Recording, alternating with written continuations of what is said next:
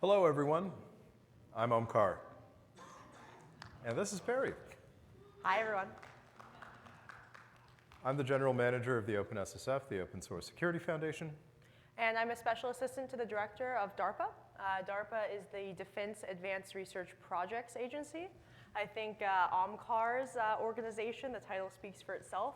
If you haven't heard of DARPA, we are a US government research agency in which we fund research into technology, everything from aerospace technology to computer science.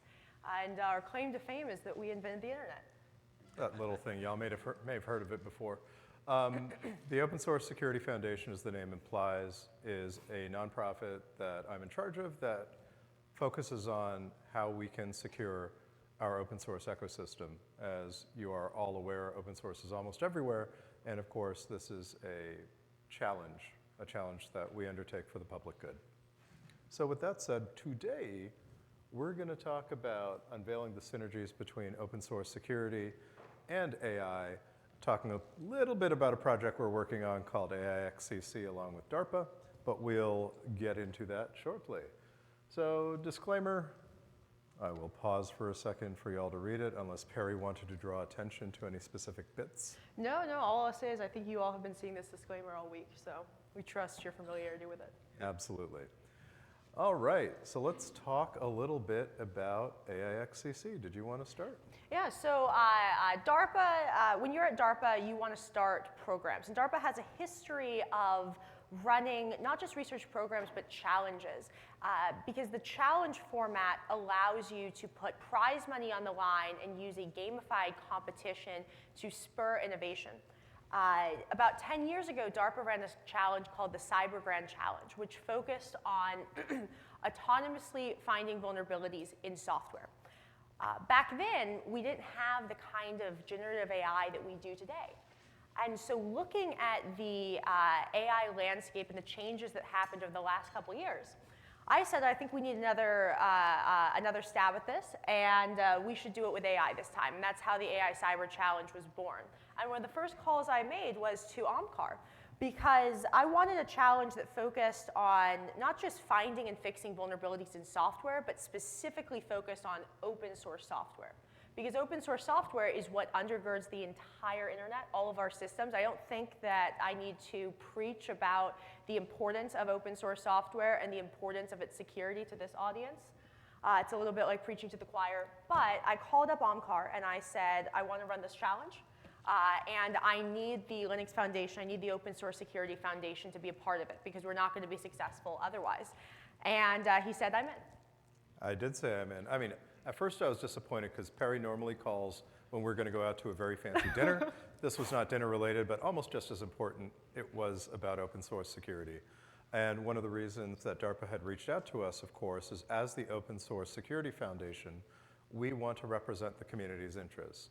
How many folks here have been involved in open source software? Just a show of hands. Yeah, Mike, we know you. But I mean the other people. Excellent. So one of the things you'll recognize is both the beauty and sometimes the challenge of our community is the community isn't a homogeneous entity. It is a bunch of individuals with individual motivations, preferences, and desires.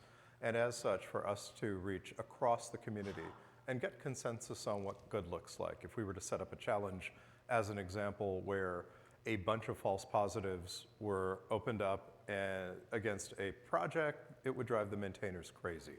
We don't want to do that. So the first part is, as challenge advisors, to make sure that the challenge itself, which began last August, midterms this August, finals next August, at a different conference, we wanted to make sure that the challenge was constructed in a way that it would benefit the open source community. And the second part of it is when the challenge completes, it needs to have a home. So it will be hosted within the Linux Foundation OpenSSF as a public good. And the goal of the challenge is to create tools that will find and fix vulnerabilities in software, to create software that fixes software, leveraging AI. And prize money on the challenge is tied to open sourcing those tools. So everything that AICC produces will be open source, which was something that was incredibly important to me as I was putting together the challenge, because that means that the entire community can benefit from that. But of course, to Omkar's point, when I started this challenge, I got a lot of calls that said, oh my God, are you going to use AI to spam us with a bunch of pull requests? Please, Perry, what are you doing? This is my dystopian nightmare. Yeah. And so that's why it was so important to bring in the Open Source Security Foundation, because they can provide the voice of the community, as well as a home for the open source tools afterwards. All right, so let's kick things off with a meme. Pause for laughter. Okay. Moving on to our next slide. So security in an open source world. Open source is everywhere. Operating systems, networks, web servers, databases. It's in the cloud, infrastructures, code, collaboration and communication. It's everywhere, as we were mentioning earlier, which is, of course, why this is paramount in ensuring that security, that critical infrastructure that we all use in open source is secure and has all the security invariants that we hope are there from the beginning. Anything else on this slide, Perry? Simply that when we talk about securing open source software, and I think from the show of hands here everyone knows, but we're really just talking about securing software. So the tools that AICC will produce will simply be generic software security tools. That said, open source software is so ubiquitous. This allows us to have a suite of source code that we can use to develop our challenges. And so our challenges on AICC actually look at where we're seeing some of the most critical open source projects and are using those open source projects as a basis. And so rather than synthetic fake software for the challenge, we're actually taking large projects, inserting vulnerabilities into them, and folks will be scored on not just those vulnerabilities, but if they can find real world vulnerabilities as well. Absolutely.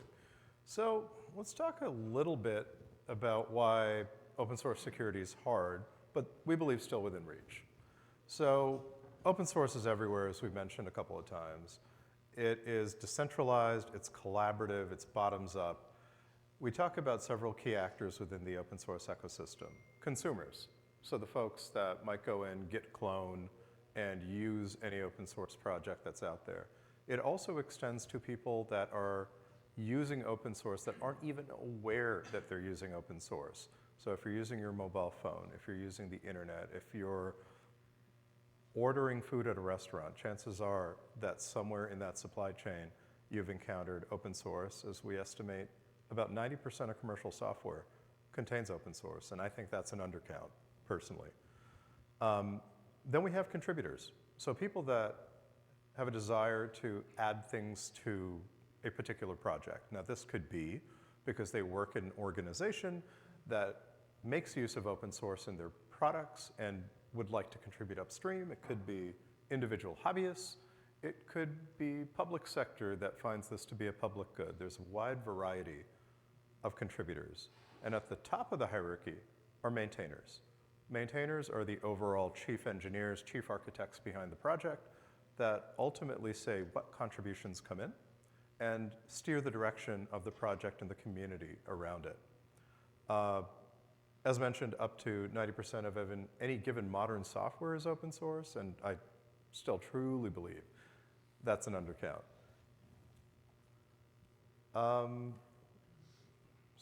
General software security concerns. So, of course, software is written by people. People, I've heard, aren't always consistent, and sometimes we make mistakes. So vulnerabilities across software can be accidentally inserted into the development process in several different ways. These days we hear a lot about memory safety issues. So whether it be temporal safety, spatial safety, thread safety, initialization safety, with traditional languages, there's a lot of places we can get it wrong. And while hypothetically, and please, I say this as an old C software engineer, while theoretically it's possible to write memory safe C, history proves that this isn't that easy. Microsoft, I think, released a study back in 2017, 2018, something like 70% of their published CVEs in their own products were as a result of memory safety issues. Google published a similar report just a couple of years later on the Android ecosystem. 90% of Android vulnerabilities were rooted in memory safety. So hypothetically, yeah, we can all write memory safe code. Practice tells us otherwise. There's also logic errors, failure to protect data, setting up ACLs that are incorrect, or SQL injection and other input validation errors. I mean, I remember reading Rainforest Puppy's article 25 years ago, maybe even more, 26 or 27 years ago, about SQL injection back in the late 90s. Spoiler alert, we still haven't fixed that consistently. So we've seen that crop up all the time. Use of hard-coded credentials. Long-lived, powerful credentials are really bad in code, and even worse when you check it into public repos. Be wary. Error handling issues. When you core dump or append, spewing the public with lots of sensitive information as a result of that failure. Not great. Insecure third-party dependencies. So even if you're not using first-party open source, many of you work in organizations where you have licensed libraries from other companies or you're reliant upon other people's software. It's really hard for you to extend your protection into their environments. And use of unintended dependencies. So we've seen this a lot, especially in the NPM land, where people will typo squat very similar sounding packages, and you install the package, and all of a sudden you have inherited malware. In terms of general software security concerns, is there anything I'm missing, Perry? No, I don't think so. All righty. Unique OSS concerns. So there are some security challenges that are unique to open source software. How many of y'all develop software in a private corporation? Show of hands. So I consider myself to be a software engineer that's been doing security for 2 decades. So my point of view is, having been a software engineer in private industry, having led software engineering teams, you have the opportunity to do a lot of this top-down. And even as security professionals, I'm sure that you work with your VPs of engineering to ensure you have the right security checkpoints in their SDLC. Most of this declared top-down. You have some kind of triage process. You test in production, or you run continuous tests in production. And there's all these different ways that you can assert top-down how your team controls the security invariants you want to see within your software. As you'll recall from before, open source is kind of bottoms up. So there isn't that consistency. It does come down to the maintainer. Malicious code that can compromise the integrity of the open source project can lead to widespread vulnerabilities.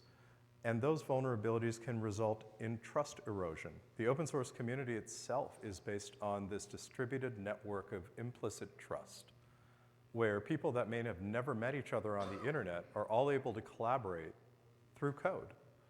And any kind of backdoor that's inserted really violates that. Detection challenges. Because there isn't this top-down kind of SDLC, well, where do you pick it up? It's not like we all do an architecture review before somebody files a PR, so how does that work? So if you come from a traditional software engineering background, we have to think about culturally and appropriately how to do this. Anyone can propose a change. Anyone can open a pull request on GitHub, but only the maintainers can actually accept it. Anyone can review the change, and mass review has actually addressed many attacks. A few years ago, the University of Minnesota had this issue called the hypocritic commit, in which they intentionally introduced malicious code into the Linux kernel, or they attempted to. But because of this kind of distributed review, it was caught quite early. There ended up being some significant implications to the University of Minnesota, including them being banned from committing code to the kernel ever again. But that's an example of it working well. Another more recent example that I'm sure everyone has heard about was the XC lib LZMA issue. Does that ring a bell to anybody, XC? Yeah, so that was the thing. But if we think about it, one of the important things to consider, especially as we talk about where AI can help, is there are separate and distinct but correlated ideas, security and trust. Security meaning, it doesn't matter if I'm writing the code, or Perry's writing the code, or Linus Torvalds is writing the code. It should be an even bar for security. We should be able to reason over whether we are using safe methods, whether the software itself is thread safe, whether we're doing input validation properly, and it doesn't matter who you are. That should be the same for everybody. Where trust comes in is that role of maintainer that we talked about earlier. The maintainer is the chief architect of the project. They're there to make sure that the pull requests that are coming in are all clean. And yes, we can add all kinds of security bits on top of it to do static analysis and all kinds of things as the PRs are raised. But ultimately, there are things that are really hard for computers to reason over, like, does this pull request have good intent? And this is where there was a bit of a social engineering compromise, a loss of trust when it came to XC, where the maintainer, admittedly somebody that was going through a lot of stress at the time, was coerced by organized crime, nation state, a group of people perhaps, in order to gain this privileged access to that ecosystem. Conversely, we have seen that the open source community, in less fragile conditions, when there is robust maintainers present, are able to thwart these kind of attacks. Quite recently, we actually published an article where the OpenJS Foundation was able to fend off a similar attack, and the only reason that we even found out about it is when XC came up, I got a call from one of the maintainers, and he was like, hey, you know, something like this happened last year. And we all thanked ourselves that, to follow the New York MTA, they saw something and they said something, and it went no further. Open source security strengths. So strength in diversity, and I don't just mean this as a byline or a pitch. The fact that open source is bottoms up means that folks look at problems in unique and interesting ways. It also means that a diverse purview allows us to address vulnerabilities that a monoculture would never find. Community vigilance, as mentioned, when there's attention on projects, the projects benefit so much. And when the maintainers are well taken care of, they themselves are vigilant as well as continuous improvement. Open source isn't static. It is not shelf stable. That is by design. That is a good thing. Open source security in the OpenSSF, so a little bit, there are millions of open source projects. Many foundations run projects relevant to security or DevOps, Linux Foundation, other software foundations. But our mission at the OpenSSF is to make it easier to sustainably secure the development, maintenance, and consumption of open source software. Some work that we're doing, we believe an educated developer is a secure developer. So we've spent a lot of time on developer education. We just did a survey to survey open source developers and find out where they need help. And we're going to be improving our security training in the back half of the year. We have a number of guides. We have a number of projects to help with open source evaluation. We heard the community. The community came out and said, hey, there's probably some basic security things that we can check in projects. Could you help us with that? OpenSSF scorecard. We also have best practices badge, Salsa, Guac, many other things that aren't named after food, including SigStore as well as Allstar, and I will allow you all to explore more of the projects that we sponsor after the talk. Now I'm going to hand things over to Perry for a little to talk about emerging security challenges within AI itself. And so how many people here do something at the intersection of AI and security? So I think some of you might be familiar with the duality that we are faced with today, which is the intersection of AI and security about security for AI or security with AI. And I know a number of people, groups, where the two different initiatives are shoved together. There's the security of AI models and how we introduce AI into our software securely. And then there's how AI can be leveraged to tackle some of our critical security challenges that we have today. So I want to quickly touch on security of AI because that's something where as we start to see more open source software use AI, the OpenSSF and other organizations tasked with securing the software have a very important role to play. So AI models, there's a lot of AI models these days. And it is very difficult to measure integrity of models because they are so diverse, because they are so non-deterministic, and because we design them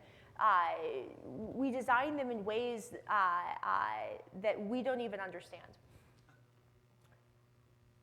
And so one of the ways in which folks like OMCAR are addressing the security of AI is with things like scorecards, Guac, and Salsa, and applying the software practices that we have used with traditional software to AI, because fundamentally AI is simply a different form of software that we're learning today how to secure. Do you want to add anything to this? No, I think that's perfect. When it comes to securing AI, however, and when it comes to applying security principles to any of this space, as Omkar touched on earlier with the University of Minnesota incident, is that ethics are incredibly important. So what we saw when Minnesota was making malicious commits to the Linux kernel, they hadn't gone through the appropriate IRB process, internal process, to review any kind of research that might touch upon other humans out in the world. And so when it came to public attention, the work they'd been doing, there was significant backlash. And like I said before, that's why I called up OMCAR when I was putting together this challenge, because if we are going to develop tools that leverage AI for security, then we need to do it in a way that prioritizes ethics and research. And so that brings me to AI for security, which is really what the challenge is about. How many people here have ever used software security tools? How many people have ever used software security tools that output a lot of fake bugs that aren't real, and then you have to sift through them?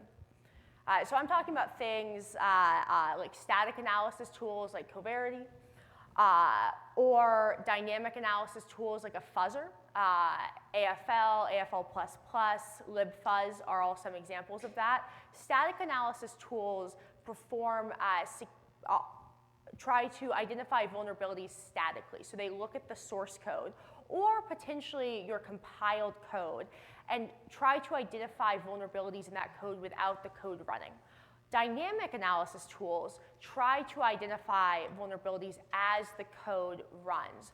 And so that might be, in the case of a fuzzer, feeding semi-random input into the computer program as it's running to see if it might produce a crash or another sign of bad behavior.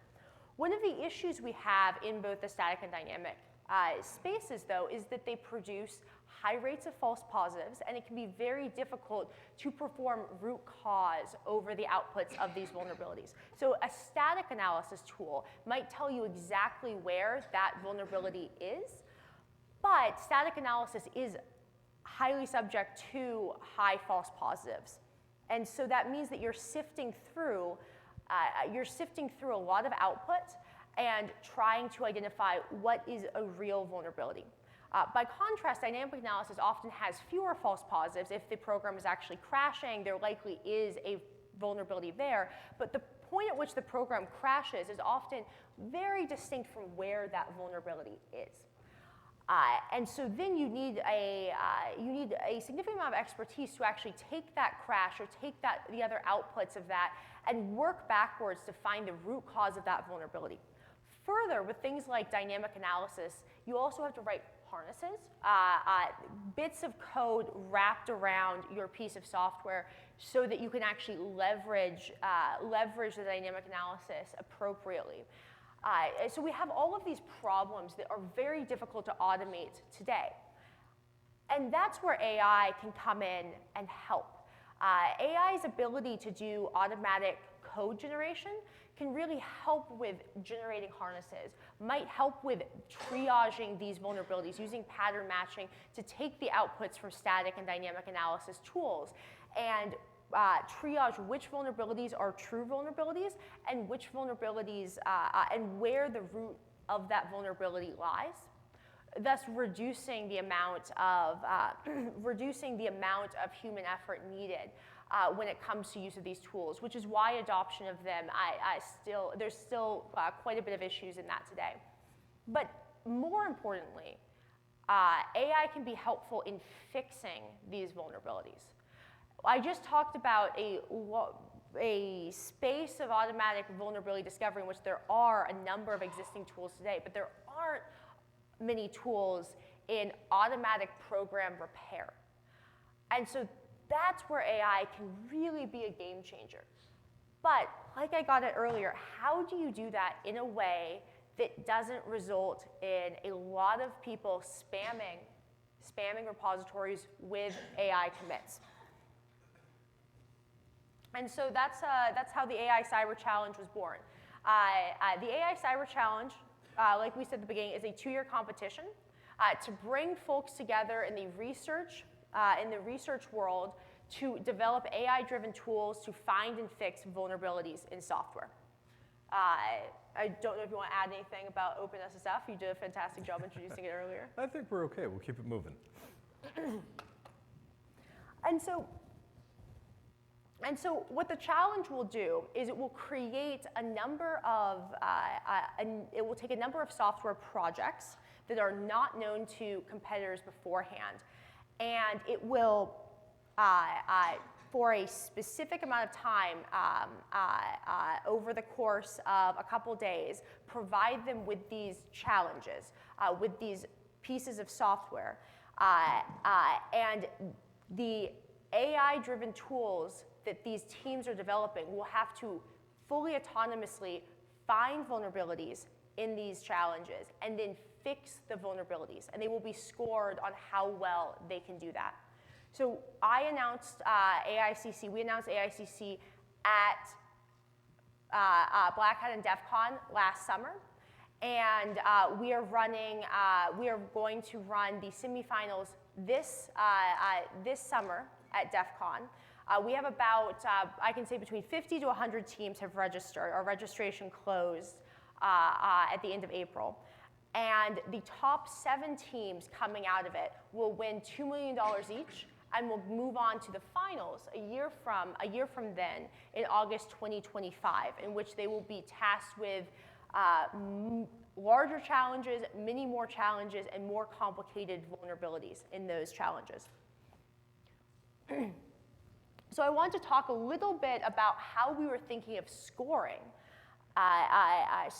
these tools, because scoring in any challenge is the most important aspect of it. Scoring is what determines which teams win millions and millions of dollars, and so it's very important that we get this right.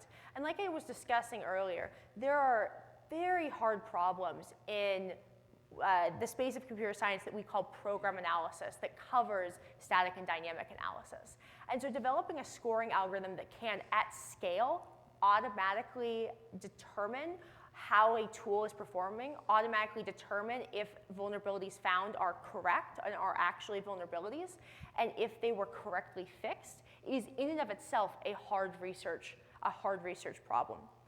Further, the way that we design the scoring algorithm allows us to drive on certain principles that we think are incredibly important to the challenge. So for instance, we want to make sure that that the AI-driven tools being developed by teams can be applied to many different languages. We want to make sure they are broadly applicable, not just to Rust, not just to C and C++, but to things like Rust, to things like Java, to interpreted languages, because we see vulnerabilities across the ecosystem. We also want to make sure that they cover multiple kinds of vulnerabilities. That these tools can identify memory corruption vulnerabilities, use after freeze, buffer overflows, type confusion, brace conditions, etc. But they can also identify application style vulnerabilities, web style vulnerabilities like XSS and cross-site scripting and CSRF, things like that. That they can address command injection vulnerabilities, as well as logic vulnerabilities. So flaws in the way that the program is created that allow you to bypass a security boundary. And so that diversity, DM there means diversity multiplier. And so that allows us to score teams based on how diverse and broadly applicable their tools are, if they can cover multiple languages and multiple kinds of vulnerability. We also want to make sure that they're discovering vulnerabilities accurately. So like I talked about at the beginning, we're basing our challenges on real open source code, and we are putting vulnerabilities in that code. So that means that we have an answer key. But that answer key is incomplete because this open source software itself has vulnerabilities that the teams may find, and those are also in scope. For instance, one of our challenges is a large swath of the Linux kernel itself. The Linux kernel is an excellent piece of code, but like any other piece of software, it has vulnerabilities in it. And so we have to be able to assess the accuracy of these tools without having a complete scorecard a priori. And so we have those two scores there that will assess the input, the vulnerabilities being reported to the scoring server during the game. And then finally, we have patch effectiveness. And this is the most important score that we have up here, because this is not a challenge to find vulnerabilities. This is a challenge to fix vulnerabilities in software. Finding vulnerabilities is simply the first step to achieving that ultimate aim. And so that's going to be the largest percentage of of a team's score. So we want to make sure that teams couldn't just be excellent at fixing vulnerabilities across multiple languages and types of vulnerabilities, but never actually invested in fixing them. We wanted to ensure that folks couldn't game the scoring algorithm, if you will. And so we've designed it so that we can wait for patch efficacy. And we are evaluating patches on whether, in the semifinal round, we're simply evaluating them on whether they accurately fix the vulnerability, while also putting in some rules that preclude from what I might call Superman patches, which is where if you just get rid of all the software, there is no more vulnerabilities. Or if you automatically take away every single free in the software, you can't ever have a use after free because nothing gets freed. As we know, though, that leads to other performance issues. May cause other issues. And so patch effectiveness will be the most important part of a team score. In the finals, we're going to be investing in ways to actually assess the quality, the coding quality of the patch as well, because that's going to be incredibly important in making sure that these tools are real-world applicable. So given a set of coding standards applied to a project, can that patch actually write code that, can the AI-driven tools write code that meets those standards, that looks like the rest of the code in the project, that's likely to be accepted by a maintainer? And this is something that OMCAR and the Open Source Security Foundation have been really fantastic at helping us with, helping us select the projects, and helping us think through how we could design a competition that actually drove towards real-world tools that people would want to use. One thing I'll add, I know when I asked earlier, not many folks here develop software full-time, but the analog that I would use, it's like writing a book with multiple authors. When using a Turing-complete language, there are so many different ways to accomplish the same task. And one of the most vexing things from a maintainer is if somebody submits a pull request to your project in a style that is completely foreign. It looks out of place in the code base. It can actually lead to other security regressions because you're doing things different than the project intends. So as superficial a point as it seems to follow a consistent coding style, again, the goal of this is to be a benefit, not to drive more work for the maintainer. So trying to make patches that are conformant to the existing style of the project is incredibly important for maintainers to not only to reason over whether the code should be accepted, but for the health of the project long term. And so I've actually covered a fair amount of these already, but these are more formally the scoring algorithm objectives that we have. Our scoring algorithm has to be able to automatically evaluate. Because we are doing this at scale, like I said, we have a lot of teams, and I can't pay an army of security researchers to sit behind the scenes and check every single vulnerability that they have. We also want to prevent against metagaming. This is what I was talking about earlier. You can't simply remove all of the freeze in your software. You can't simply go through and change all of the pointers to smart pointer types, etc. What if I use a go-to block and go to end from the very beginning? Exactly. That's safe, exactly. right? No. We also want to make sure that folks didn't, and people will do this, will take the scoring algorithm, which we are releasing, and figure out corner cases where if they invest in these different areas, they can achieve a higher score. So for instance, they only invest in vulnerability discovery, they can achieve a higher score without needing to put the hard work into actually fixing those vulnerabilities. And we've actually seen that before on prior competitions. And so we were trying to learn from the lessons in the past. So if I go back a little bit, one of the things that we're not going to release until very close to the deadline is those multiplier values. So teams won't know exactly how these are being weighted beforehand to prevent against that kind of metagaming. Finally, neutrality. And this should be obvious. We want to ensure that everyone has a fair shot at the challenge. And this has been one of the things that our other partners on the challenge have been so helpful with. We have OpenAI, Anthropic, Google, and Microsoft partnered with us on the challenge, and they've provided to teams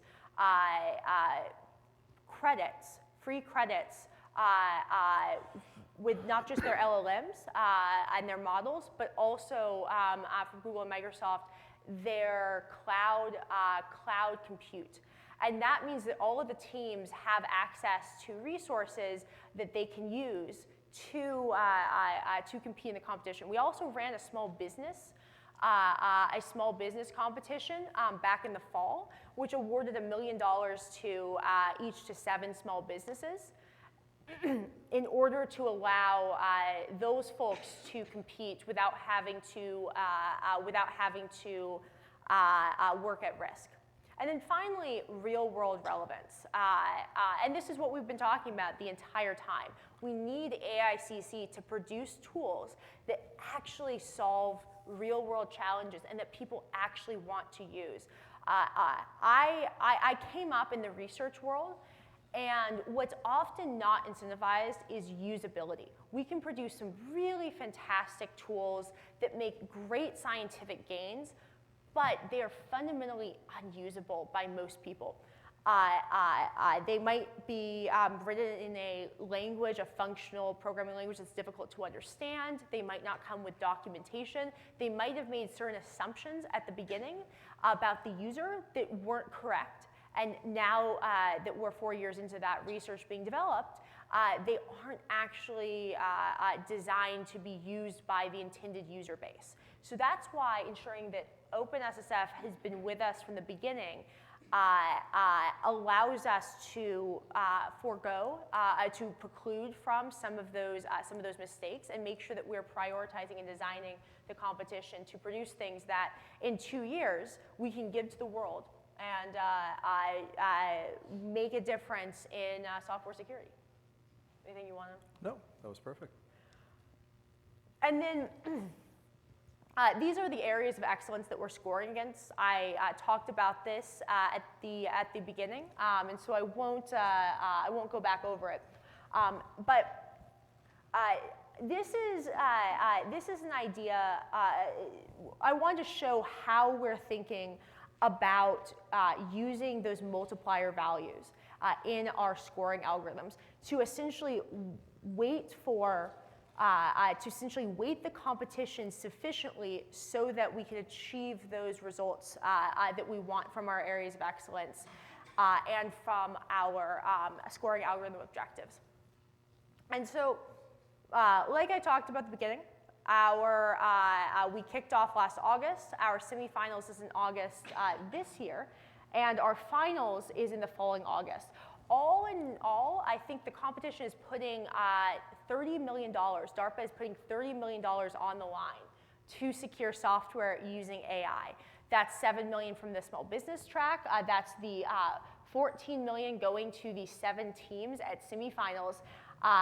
And then finally, that $8.5 million going to the top 3 finalists that come out of August 2025. And I'm incredibly excited for that commitment to software security. I'm incredibly excited to see what it will bring. And we've had such amazing engagement. I've heard about some of the tools that are already being developed and some of the successes that folks are already seeing in their research. And so I think we're going to see something truly impactful, even coming out of August 2024. I'll hand it back to Oliver. All right. This is the last slide. If you do have questions, feel free.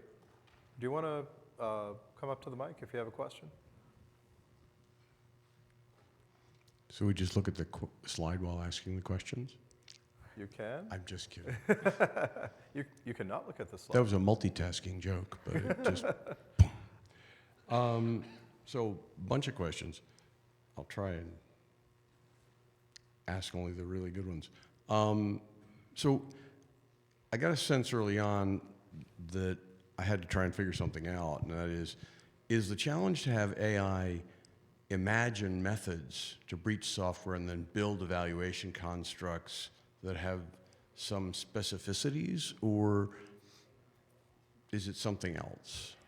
The goal is to develop tools that could automatically find and fix vulnerabilities in software. So teams are going to get pieces of software, and they will have to produce vulnerabilities and fixes for those vulnerabilities. What I expect to see is orchestrated tools in which they're using traditional vulnerability discovery and remediation techniques like static analysis and fuzzing, dynamic analysis, and combining them with AI and things like LLMs to automatically generate harnesses, automatically generate patches, which are then verified using formal methods or other program analysis techniques like that. So the goal is to create an AI-driven tool that can intake a piece of software and output vulnerabilities and fixes for them. And kind of sort of related, you talked about false positives in the static analysis, right? And them not necessarily being vulnerabilities. So my question would be, are the false positives you're finding in static analysis simply bad practices that have not been linked to a vulnerability yet? So static analysis, vulnerability discovery tools are based on heuristics. They run into the same kinds of complexity problems other pieces of code do. And so sometimes they think there's a vulnerability when there isn't a vulnerability. That's often due to the static analysis tool itself or dynamic analysis tool itself rather than something in the software. So some of the patterns it might be looking for might be found in the software, but in that case, they're not actually a vulnerability. Yeah, so a great example of this for the old C programmers out there, we had a function called memcopy, which will blindly copy stuff from region A to region B, null terminated. Frequently a source of buffer overflows. You could do a bounds check earlier, like the instruction before, but your static analysis may fire because it saw memcopy. That's bad. That makes developers' lives hard. So we score to ensure that those kind of noisy, toilsome false positives aren't identified. One could argue that, over enough iterations, maybe you should use memncopy instead. But if the code itself contains a security invariant that does not allow a spatial buffer overflow, then it doesn't allow a spatial buffer overflow. Okay, thank you. You're welcome.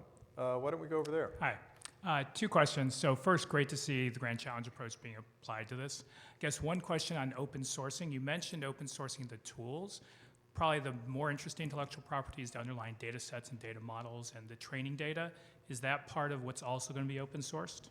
So what folks are open sourcing, and you can actually go to aicyberchallenge.com and go to the rules tab, download the rules, and there's a section that actually talks about what that open source requirement looks like in much more detail, and that will answer your question. But at a high level, what is required to be open source is the tool that gets delivered to the challenge. So the tool that gets run on the software. So for instance, if a model is delivered with it, right? If the model is needed, because this will be sandboxed, air-gapped, so they won't be able to call out. So if the model is delivered with it, that will have to be open source. The training data, no. I think that's a potential missed opportunity because in building out these tools, that type of training data is actually the critical fuel for that. Different question. So you talked about grounding this in things that are reality-based. So it'd be interesting to understand if in the scoring mechanism you're thinking also about supporting toxic combinations, because if you look at the work today in real-world vulnerability finding, it's not just single point vulnerabilities, it's sequences, and that doesn't seem to be part of the scoring kind of algorithm. Can you talk a little bit more about what you mean by sequences? Yeah, so if you look at, I think one of the code things that's being contributed is a part of Linux. So a number of vulnerabilities together can actually create a greater sensitivity, greater exposure, because they sequence, they allow lateral movement, access to additional chained attacks. That's typically how bad guys work. So while vulnerabilities individually are great, what at least most of the more modern posture tools are looking at are toxic combinations. I think that's an excellent point, and one that DARPA is thinking about as well. In putting together a scoring guide like this, or even doing the open source requirement, there's a lot of trade-offs that you have to make, and one of them has been focusing on less complex vulnerabilities for this challenge to start with. DARPA also actually has other efforts that I've started that specifically focus on automatically identifying and triaging complex chain vulnerabilities, exactly like what you're talking about. And so that is something that DARPA is committed to. Thanks. Awesome. I think we have time for one more question. Perry and I will be around afterwards, of course. I have a question about your scoring methodology, and the part that you talk about it being automated, it sounds like you feel that it may be capable to do a complete patch unto itself without a person involved. And that surprised me because, I mean, it seems like at the state where AI is at right now and most of the language models, most of the stuff that I'm seeing here or in the industry still puts a person in the middle. There's too many hallucinations. So have you thought of that, and how is that accounted for within your stuff? Absolutely. And I want to distinguish between the gamified environment that we're having during the competition and then the actual tools that get produced. So during the gamified,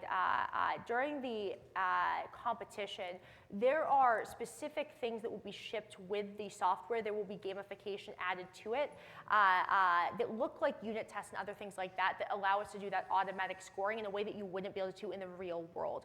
In the real world, these tools will be designed to produce suggestions of fixes, which will then be reviewed by a human. So those are two different things. And gamification is one thing that we do have to make a couple trade-offs in. Yeah. It's a DARPA Grand Challenge, right? So the idea is that it's a highly improbable, nearly intractable problem that the researchers are going to work on over the period of 2 years. So yeah, our hope is to get to the point that we don't have silly hallucinations next year. But ultimately, the use case is that a patch will be submitted to a maintainer. Right. One more follow-on on the scoring algorithm. Security is an ever-evolving thing. I didn't see anything about how you're dealing with evolutionary changes within your scoring either. Maybe that's just because you have to gamify it, make a decision at a point in time. But I mean, was this a consideration at all? Oh, absolutely. And like I said, there are hard trade-offs you have to make making these competitions.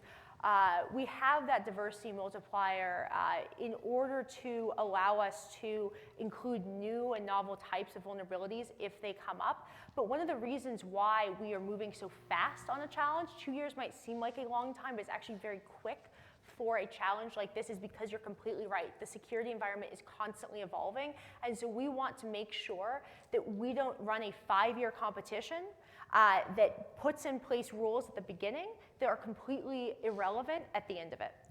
I'll add one more thing to that, and then I have a call to action for everyone still here and hopefully people that are eventually listening to a recording. While it's true that security is a moving target, when we look back at the root cause of most of the software vulnerabilities we find, input validation, memory safety, if we can solve those, even with a static scoring system, I'm the happiest man. Like we would have won all the prizes. That would be amazing. So even though we do have some very esoteric, new, evolving threats, man, if we can get those basics done, like I said, SQL injection, that was 25 years ago. And we still don't have that licked. So getting that solved consistently would be amazing. The call to action. Open source software is everywhere. Satellites, phones, internet routers, point of sale systems at the cashier. We get this right, and there's no hyperbole in this statement. We genuinely make this public good of open source software better for 8 billion people. So when people say, hey, Omkar, you got out of industry, you went to a nonprofit, why do you do this every day? That's an incredibly inspiring challenge. So I'd encourage you all to track the AIXCC competition as part of this. I think it's one of the ways that we can genuinely make the world a bit better. Perry? Omkar said it best. All I can do is concur, double tap on that call to action. Thank you everyone for joining us, and please fill out the survey.